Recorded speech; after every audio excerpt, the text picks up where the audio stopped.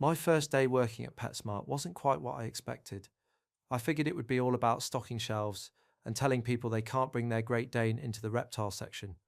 I thought my biggest challenge would be figuring out the real difference between Alfalfa and Timothy Hay. I was wrong. I was so wrong. My name is Alex, and this is the story of how I found out that the most important work at PetSmart doesn't happen in the aisles. It happens right under your feet. Look, I was just a guy trying to make rent, and retail seemed like the least worst option. You show up, you fold shirts, or in this case, stack bags of kibble. You deal with some interesting personalities, and you go home. Simple, predictable, safe, at least that's what the orientation video promised. What it conveniently left out was the secret, highly organised and completely cat-led animal rescue organisation operating in a network of tunnels beneath store hash 1457. But I'm getting ahead of myself. To understand the sheer insanity of the world below, you first have to understand the mundane, soul-crushing absurdity of the world above. My first day started, like all retail jobs do, with a tidal wave of beige corporate optimism. The store manager, a woman named Janice, whose personality was entirely contained within her stiffly sprayed bangs, handed me my uniform. The fabric had that specific, never-been-washed stiffness that basically screams, "I am your new skin now." She gave me the grand tour, pointing out landmarks with the enthusiasm of a pilot explaining emergency exits for the 1,000th time. This is the dog food aisle. This is the other dog food aisle. This is the fish wall. Don't tap the glass. Don't make eye contact with the betters for too long. It makes them self-conscious. And this, she said, gesturing to a small, sad-looking break room, is where dreams go to die. Enjoy your lunch. The training was a blur of online modules with names like Unlocking Customer Potential and Litterbox Logistics. I learnt the corporate-approved way to greet someone. Welcome to PetSmart. How can I help your pet live their best life today? Which felt like a real mouthful when you're just trying to point a guy towards the flea collars. The first few hours were exactly what I expected.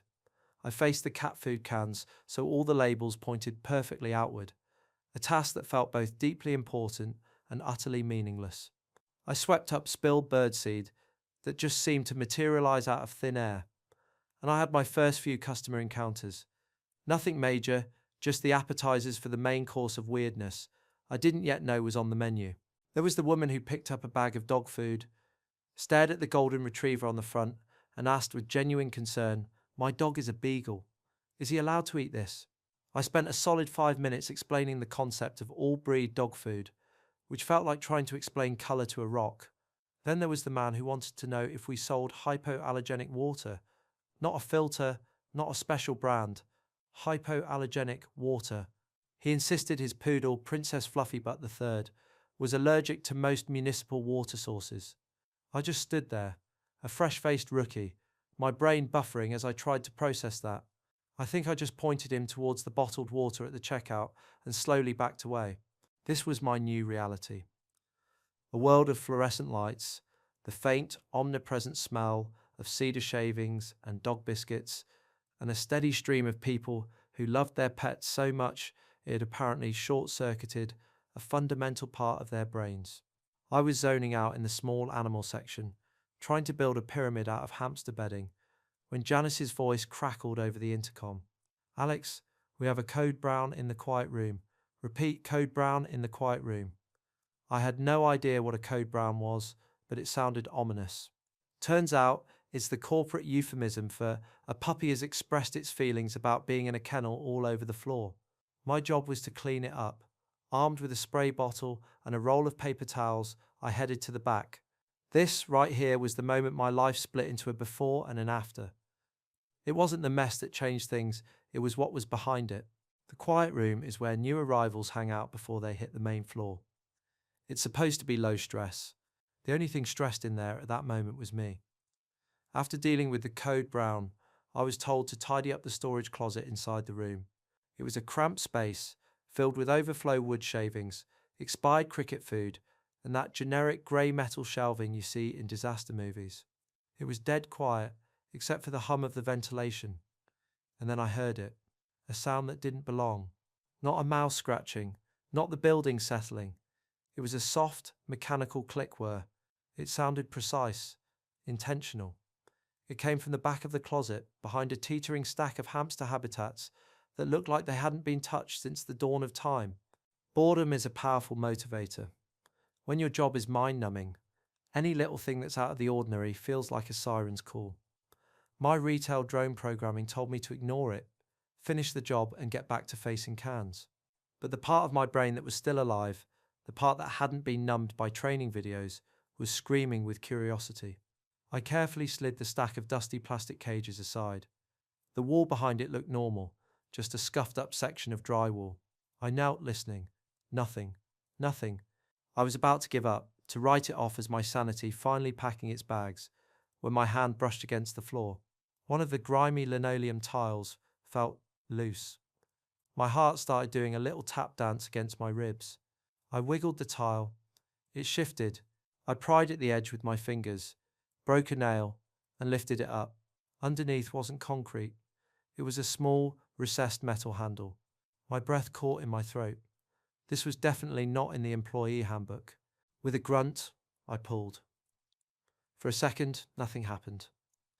Then, with a sigh of hydraulics that sounded way too sophisticated for a pet store closet, a square section of the floor hinged upwards. It was a trapdoor, and leading down from it wasn't a dusty crawl space, but dimly lit, metal-reinforced steps disappearing into darkness. The air that wafted up smelled strange, a mix of earth, ozone, and the faint, unmistakable scent of high-grade catnip.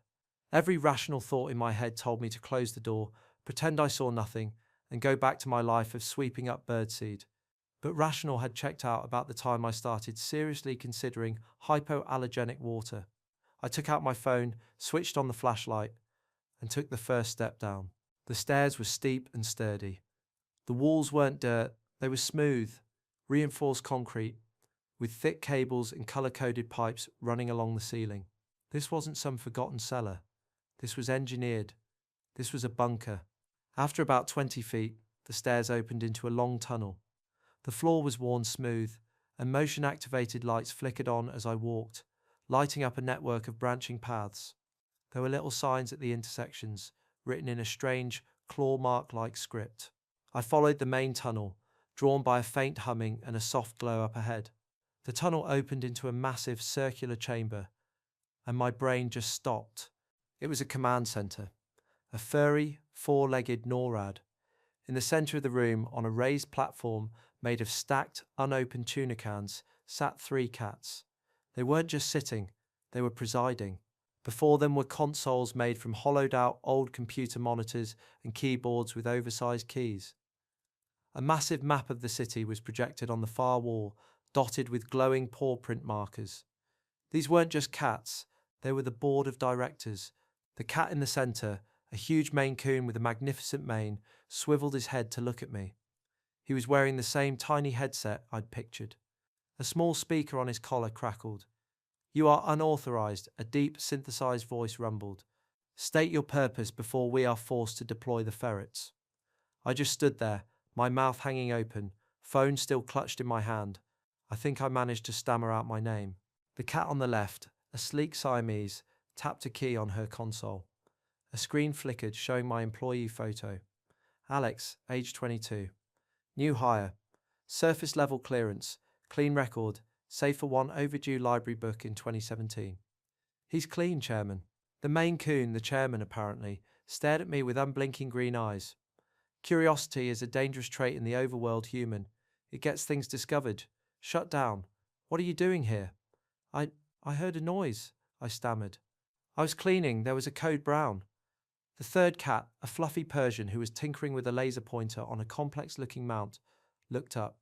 "The hydraulics on the tertiary hatch have been sticking again, Chairman.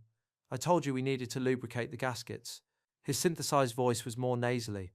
It wasn't his fault, it was a mechanical failure.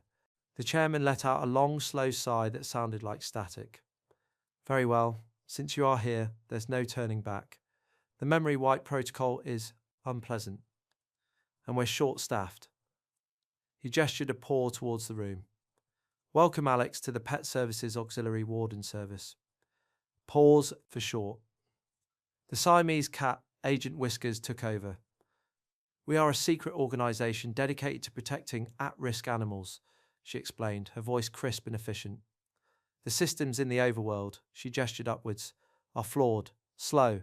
PetSmart Charities does a lot of good work with local rescues to facilitate adoptions, but they can't always intervene before it's too late. We fill the gaps. The Persian Dr. Paws chimed in. We handle cases the surface dwellers can't, the exotic pets bought by clueless owners, the senior animals abandoned when they get inconvenient. We are the last line of defense. Chairman Meow stared at me. For generations, the Council of Cats has overseen this. We see everything. We hear everything. The humans in their blue shirts are mostly oblivious, but there are eyes and ears, whether they know it or not. We have agents in every department, ferrets in the vents for recon, parrots as communication relays, hamsters for small space infiltration. We are a fully integrated, multi-species special ops unit. I just stared, trying to wrap my head around it all. A secret cat-run spy agency under a PetSmart. It was the most ridiculous and yet somehow the most logical thing I'd ever heard. The previous surface agent for this quadrant had an incident with a bag of potent catnip and a laser grid security system, Chairman Meow said, his tone suggesting a tragic but preventable workplace accident. The position is now vacant. You have stumbled into the most important job interview of your life. Alex.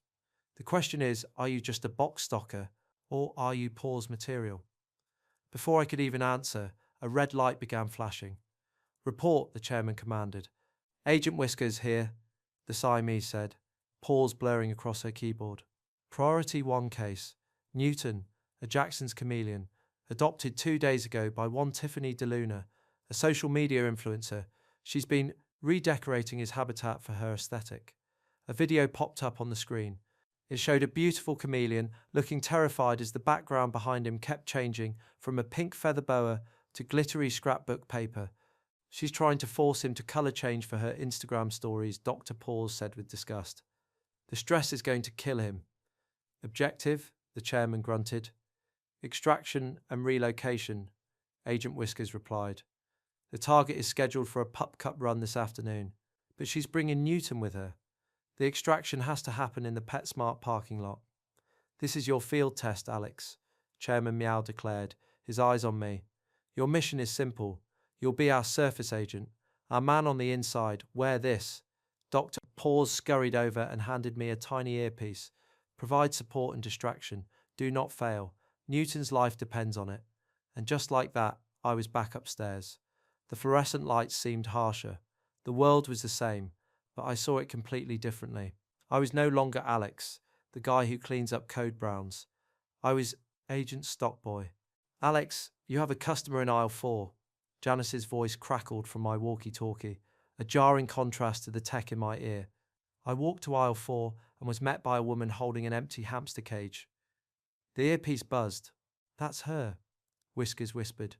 Tiffany DeLuna. She's early. Stall her. Excuse me, Tiffany said. I need to return this hamster. It's defective. I blinked. Defective? Ma'am, what's wrong with it? It sleeps. Like all day, she said, as if this was a shocking design flaw. It's boring. I want a refund. My old Alex brain short-circuited. My mouth opened, but nothing came out. The earpiece buzzed again. Diurnal versus nocturnal cycles. Rookie, Chairman Meow's voice commanded. Educate her. Use small words. I took a deep breath.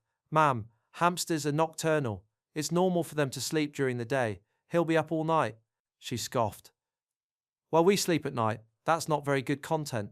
Sub-objective, rescue the hamster. Dr. Paws chimed in. Convince her to exchange it. Well, I said, thinking fast, we can certainly exchange it for an animal that better fits your content schedule. Have you considered a parakeet? They're quite active in the morning. Great lighting. Her eyes lit up. Ooh, birds. She trotted off, leaving the hamster on the counter. I carefully took the cage and gave a thumbs up to a nearby guinea pig, who I swear gave me a subtle nod back. Status update, Whiskers whispered. Tiffany is distracted. Ferret team is a go. My walkie-talkie crackled. Alex, fish duty. It was Janice. I headed for the fish wall, just as a man in a Hawaiian shirt ambled up. Excuse me, son. He said, I need a leash.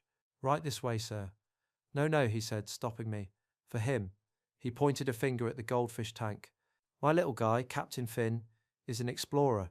I want to take him for walks in the park. I stood there, holding a tiny net with a dead fish, and stared at the man. My earpiece crackled. It wasn't the cats. It was just static-filled laughter. I realized it was Dr. Paws, completely losing it. The target is returning to her car. Agent Whiskers cut in, her voice tense. The ferrets haven't gotten the key. We need a bigger distraction, Agent Stockboy. A major one. I looked from the man who wanted to walk his goldfish to the front of the store. My eyes landed on the in-store adoption event. A volunteer was walking a small, incredibly fluffy puppy. An idea, a terrible, brilliant idea, sparked in my mind. Sir, I said to the goldfish man, my voice dropping, a leash is amateur hour. What Captain Finn really needs is our new aquatic excursion sphere.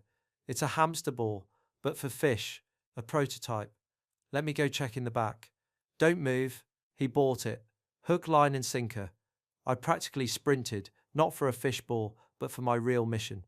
I raced back to the main floor just as Tiffany, now holding a box with a parakeet, was heading for the automatic doors. My earpiece was pure chaos. She's moving too fast, Whiskers shouted. Agent Bandit needs more time. Dr. Paws panicked. Improvise Agent Stockboy. Chairman Meow roared. I was out of ideas. My brain was a puddle of retail fatigue and secret agent anxiety. I needed something that was a massive distraction but also completely normal for a PetSmart. And then I saw it. Her phone. She was holding it up, vlogging her exit. And so we said bye-bye to the boring hamster and hello to our new friend, Kevin the parakeet. Content. Her world revolved around content. That was her weakness. And I had the ultimate weapon. I ran to the adoption event. Excuse me, I said breathlessly to the volunteer. I need to borrow your fluffiest puppy. Marketing emergency. She looked confused but handed me the leash of a Pomeranian mix that was basically a sentient cloud. I intercepted Tiffany at the doors. Tiffany DeLuna? Oh my gosh, I can't believe it's you. I'm your biggest fan. She paused, basking in the glow. Oh, well, hello. I work with the rescue group here. I lied smoothly, gesturing with the puppy. And this little guy, his name is Captain Fluffernutter. He is your #1 follower. It would mean the world to him if he could just get a quick selfie with you for the shelter's Instagram page. Her eyes widened. A collab with a rescue puppy. That is genius-level brand synergy. She completely forgot about her car. She handed Kevin the parakeet to me and dropped to the floor, trying to get the perfect angle with Captain Fluffernutter, who was delightedly licking her chin. Target is stationary. Whiskers' voice was triumphant in my ear. Go, Ferret team, go. I stood there holding a startled parakeet, watching a mega influencer have a photo shoot with a puppy on the floor of a PetSmart, all to give 2 Ferret secret agents time to break into her convertible and switch a stressed-out chameleon with a beanbag decoy. It was, without a doubt, the single most surreal moment of my life. Extraction complete, Dr. Paws cheered. Newton is safe. Mission accomplished, Agent Stockboy. Tiffany finally stood up, beaming. That was amazing. He's going to go viral. She took the parakeet back and swept out of the store, completely oblivious. I returned Captain Fluffernutter to the baffled volunteer. As I walked away, I saw a family cooing over the puppy. 10 minutes later, they were filling out adoption paperwork. I hadn't just helped save a chameleon. I'd accidentally gotten a puppy a forever home. Maybe I was good at this. Later that day, after my shift, I went back down into the tunnels. The mood was jubilant. Dr. Paws was giving a now calm Newton a checkup, while Agent Whiskers catalogued the mission data. Chairman Meow swiveled in his tuna can throne. Agent Stockboy, he began, and I swear there was pride in his synthesized voice. Today you face the chaos of the overworld and the pressure of a live operation. You weaponized human absurdity for the greater good. You have proven yourself to be Paws material. He nodded his massive head. Welcome to the team. Dr. Paws scurried over and handed me an official-looking ID card. It had my picture, and under my name it read, Agent Blueshirt, Field Operative, Grade 1. I had a call sign. I had a purpose. My life was now a bizarre balancing act. By day, I'd explain why a fish probably didn't need a tiny sweater. By night, I'd be planning daring rescues. It was insane. It was dangerous, and it was the best job I ever had. I was locking up that night when Janice stopped me. "Good work today, newbie," she said, her expression unchanging. "You handled the hamster lady and the fish walker surprisingly well. Just one thing." She held up a small plastic bag. "Our inventory count says we're short one bag of premium fish flakes, but we're up one tiny headset. Any idea what that's about?" I looked from the headset in the bag to her deadpan expression, then directly into the camera, my eyes wide with the sudden terrifying realization that maybe, just maybe, the overworld was more aware of us than we thought. "So what's the craziest thing you've ever seen at a pet store? Let me know in the comments. And if you want to find out what happens with that headset, and if Janice is more than just a manager with great hairspray, make sure to like and subscribe. You never know what's really going on behind those automatic doors."